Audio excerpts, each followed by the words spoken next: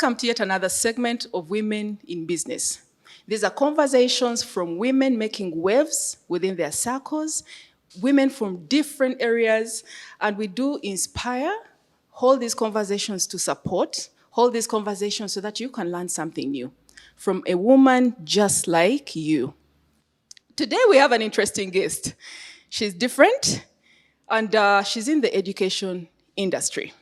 Today we introduce Nidhi Shrey of Indian descent, director of Dream Africa Schools, which have branches all over Uganda. Finance and consulting, she has been in that for over 10 years before she came to Uganda. And in 2017, came to Uganda. She's married to Mr. Ritesh and has one child, 8 years. Welcome, Nidhi. I'm so delighted. I've been following you. I know what you guys have been doing under Dream Africa Schools, and we're so proud of you. We love to support our fellow women, and we're delighted. Welcome. Thank you so much. Thank you, Doreen. Yes. Same here. I'm also happy to be on this seat and encourage the fellow ladies there that life is short. We should think about ourselves. And it's not difficult if we have someone to know how to perform in the coming time, in the coming world. World is round. Okay, so don't underestimate as a lady. Yes. We have a lot of things to do. So basically, if I will start about myself, before joining Dream Africa Schools network, you can say, we have multiple schools in different locations. As a full-time director, I was working with top MNC consulting companies of the world, Oracle and Accenture, for almost 10 years. Is that something that you love to do, or you are basically just like the rest, most of us, looking for any job to do? No, what we do from inside, okay? Unless and until you don't have the satisfaction from your soul, you will not perform your best. So where I have worked, I have performed best, okay? And that, at least that satisfaction is coming from within, that I'm doing something good, I'm doing something best. So similar in the education sector. When we moved to Uganda, 2017. It was ideally 2016 last. Okay. We find that there is lots of things needs to be done for the education space, for the education sector. Yeah. In Dream Africa Schools, we don't only work for affordable education. First way. Before we get into that, we want to know exactly what inspired you. Because when you came down to Uganda, were you thinking about the education sector? Were you thinking with Mr. Ritesh that you were going to buy these schools? Is that what was in your mind? We always believe that we have to think high. Okay? Yes, yeah. We have to think high. It was not in that time in the mind that we have to make schools, we have to build big buildings. But yes, there was some intention that our kids should learn. Okay? We should reach maximum count of students within the country. No one should be deprived of education, and that is the reason we came with the word affordable education. Okay, that is the main concern, that we have to give education for all society, all races within Uganda. That is something that was just in your heart. Yes. Okay. Yes. You were thinking about an impact, a social impact. You wanted to impact those ones who are less advantaged, right? Yes. And then later on, I was not there in full-fledged with Dream Africa, but somewhere in the back I was working with them. Okay, I was going to schools, I was seeing how the kids are performing, what are the additional activities they are doing. Okay, so it was my interest, because in previous job also, it's not about finance and consulting. You have to give trainings, you have to act as a teacher. The subject might be a different thing, but yes, you have to work for impact. You have a crowd, you have the numbers, but yes, you have to show that where you are going to impact, is it in positive way or not. It's the fact. So when I was going to Dream Africa Schools, I was really happy to see these many kids coming from different places, far away places. Sometimes I was delighted to see these kids coming coming without any vehicle or something, by walk. They were happy kids and they were waving their hands, hello, hi. So that was the point which started giving me interest for these schools.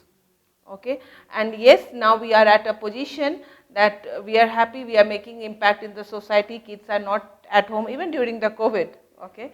We try, education is must for a individual, for a student, for a child. Education is the basic necessity in the current time. Let's get back, and I think we have to address this. I have seen a couple of non-Ugandan nationals come in and start the low-cost or affordable schools, okay? The schools in Uganda. And when they do, in most cases, the recipients, the beneficiaries, actually tend to think it's supposed to be free, okay? It's supposed to be free, or it is less than 100,000 fees.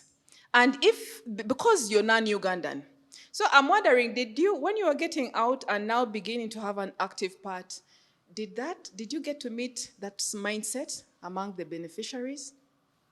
Uh, yes, we meet those type of beneficiaries, okay, but they feel that no, even if we are giving 100K and it is not going to help my kid, just simply for sake of coming to school, they are coming. They think twice that no, these schools are giving something to my kid, my children, right?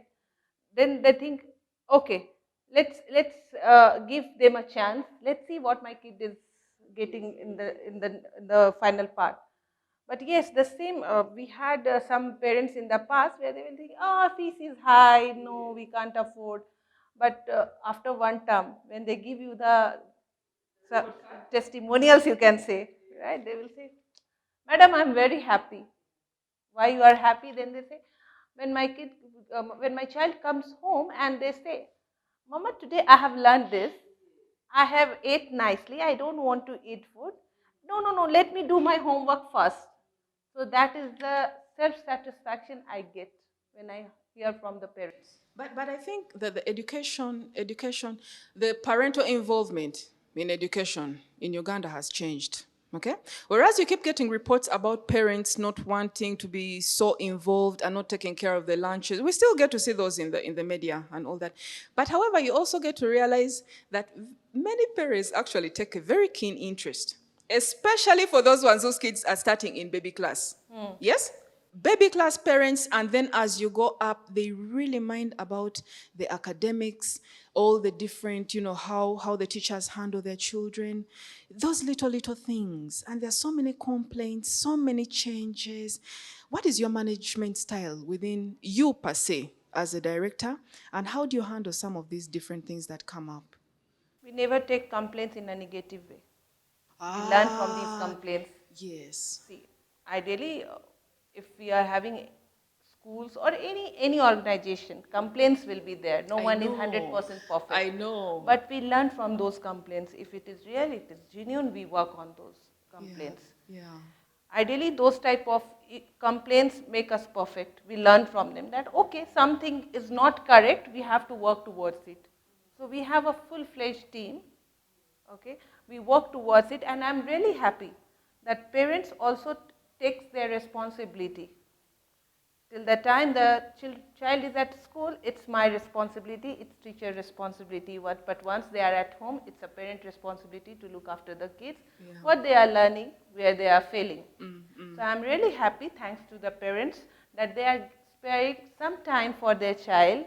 They are taking a note what they are learning, where they are missing, and they are bringing those issues if there is something with regards to the child that they are not learning. So we are taking care of those concerns also, and our parents are happy that we are taking those concerns as a positive way.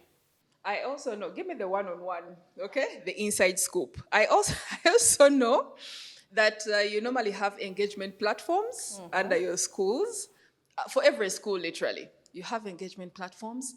And I also know that you can't please every parent. Every parent has something unique they are looking for. Either this happened or the child came back and complained. And are there times as a woman you just felt so tired, just so tired, and was like, you know what, this, let me handle this as mother to child? Are there times just like that? Because we bring our unique side into whatever we do. I believe so. So I want to say those moments. See, our school is a unique school. For other schools, these engagement platforms are not accessible by the parents. Yeah, yes, yes. But we believe everyone has right to say. To say what Everyone is on has their right to mind. express. Okay. Uh, we as Dream Africa schools never feel bad about it that parents are complaining. Okay. But only thing is we sometimes guide our parents that please reach out to respective Heads of person for your departments. issues. Yeah, Okay. yeah. Because see, there are multiple parents, there are a number of parents on that group. There is a possibility that with the beep sound, the concentration of that parent can be disturbed or it is disturbed. Okay. So we respect those parents. If it's a normal issue which can be handled on the school level, it's good to get in touch with them and now they understand. Okay. See, initially anything is tough, but with the time, people understands you, we understand our people, we understand our parents, and it's smooth. We never, what you say, we never You just, you don't ignore restrict, it. yeah, and You we don't don't ignore. restrict that group. We don't restrict that, okay, only admin can send the messages. No. It is open for the parents and they are free to express their feelings. Some mistakes is there, they write genuinely there that my sweater is missed, my kid has come with, my child has come with one shoes, there was no bottle. So it's okay, we are happy that parents are raising the concerns. Only thing is they should use the correct way, correct channels to address their issues, but it's fine. What have you noticed that is different? Because I know you also, I mean, like you went through the Indian schools, you know how different they are, maybe, of course, because they're different societies. What are those different things from maybe the way you saw in India and the education system and the way parents handle themselves within the Ugandan schools? How different are they? Education. Yeah. Okay. Education can be different child to child, but the way of giving them can be same by the teacher. Okay. It's only thing is how the child is getting adaptive to that environment. There are certain things like WhatsApp groups. We have different WhatsApp group for the different schools. It is managed by admins. Okay. And it's open, as Yes. I told you earlier. But Yeah. for others, I have seen in India also for my nephews and his schools, it's not open for all. It's only open for the schools. Only one-sided information is passed. We have open door policies where the parents come, where they think that okay, my issues are not resolved by the school admins, school level admins.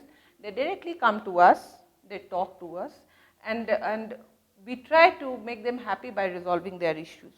But sometimes you can't, you know that you can't make everyone happy. Yeah. And I know you have an open door policy, which is awesome. It's brilliant because every person feels like they're included, right? And everyone wants to feel like that. But I also know when you have an open door policy, then you're going to have also issues. Yes? You're going to have issues. People want to leave the admins and come up straight to you. Yes. And this causes some conflict with the lower part. No, in that case, we respect the channels, okay?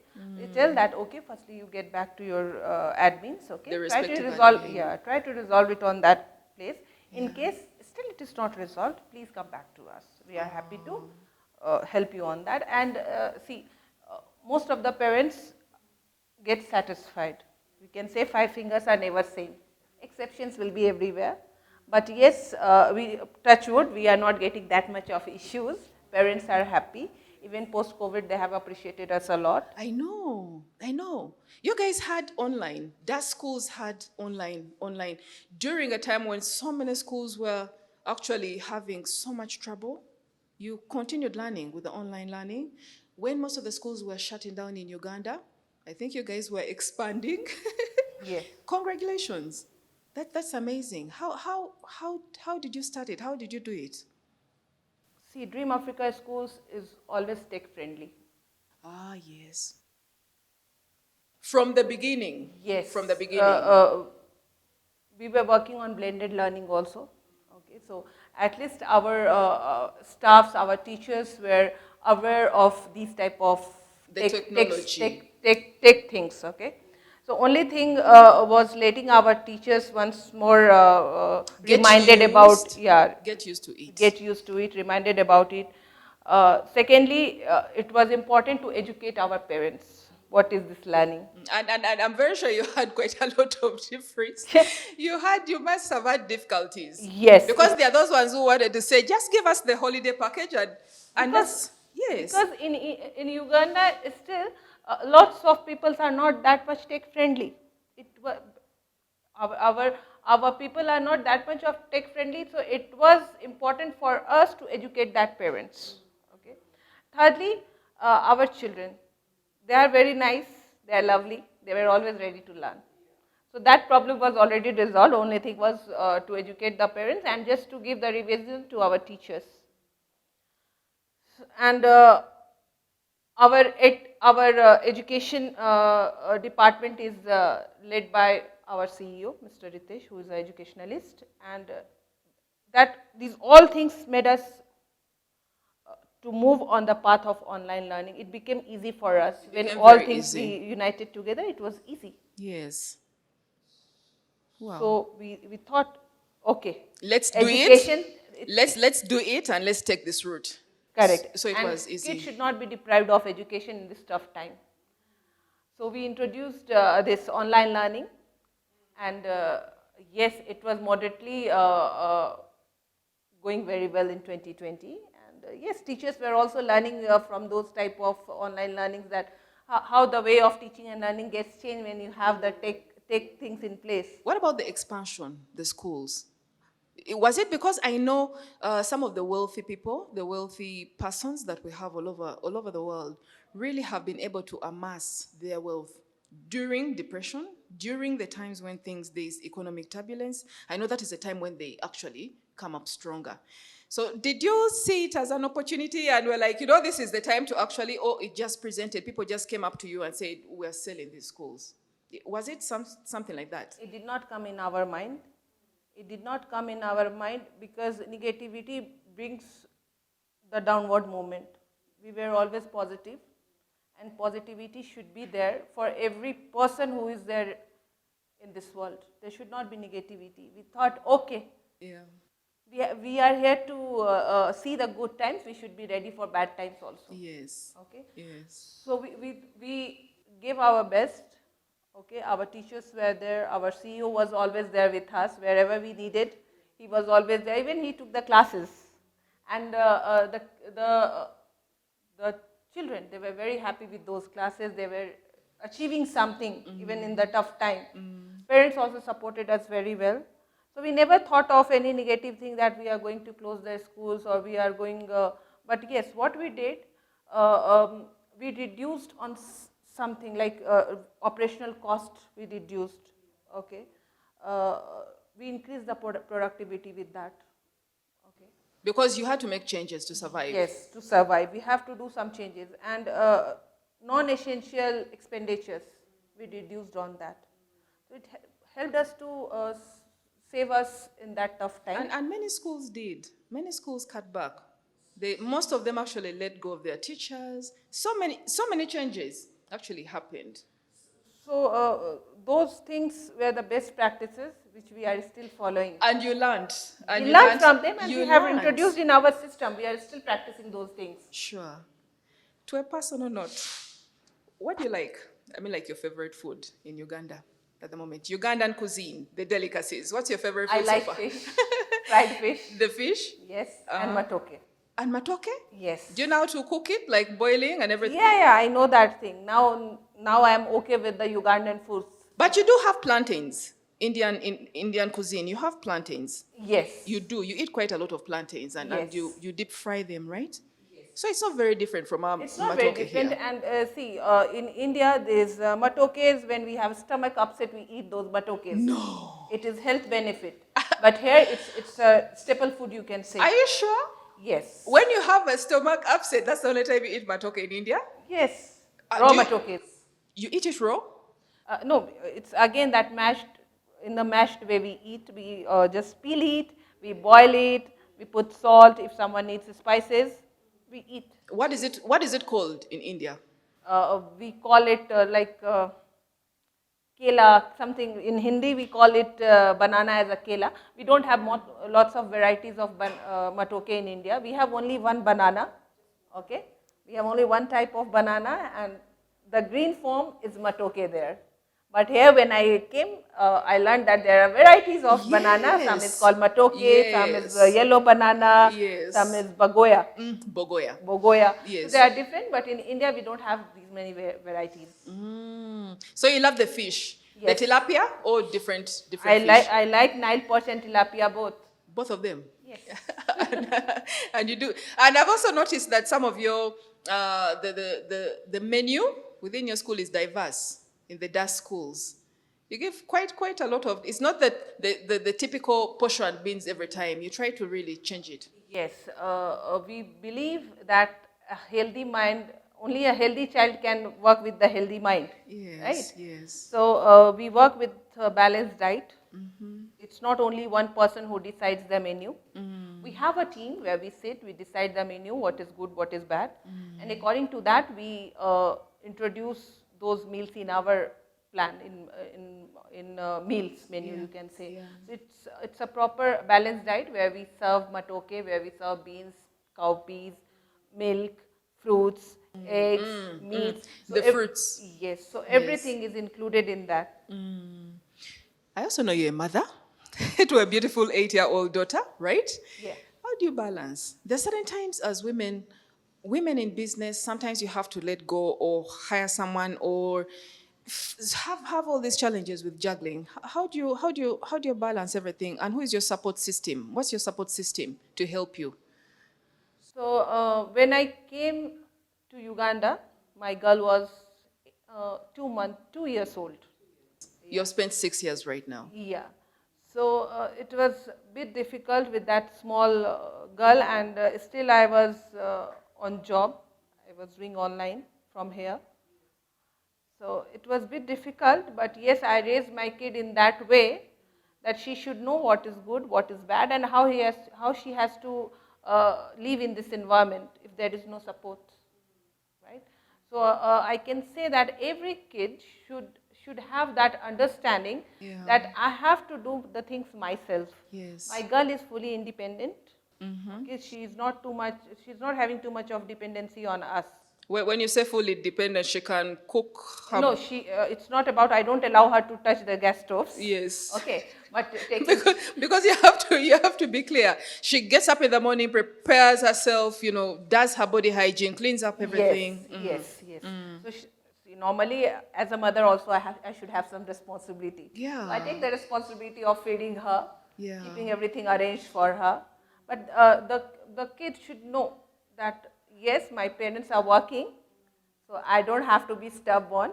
I have to manage myself. I have to dress nicely. I have to go out, and how I have to save myself from the outside environment, because the environment is not good. Okay, so our children should know what is good for them, what is bad for them. And you started from way early. Yes. And you're seeing good results so far? Yes. So you don't need to hire a maid or... No, we don't hire any maid or anyone. She is fully independent. Yes. But as of now, my parents are here who are also educators. Yes. Who are also educators, so they teach her. Okay. They teach her. So nowadays it's a holiday, so she's having a nice time here. All right. So it's good to give some good understanding to kids, to child about the future, that how they should be in this current world. And with that, we're still talking to Nidhi Shrey, Director, Dream Africa Schools, talking to us about how she does everything, how she copes, what is her support system, how has she helped her daughter manage herself. Let's take a short break and we'll be right back.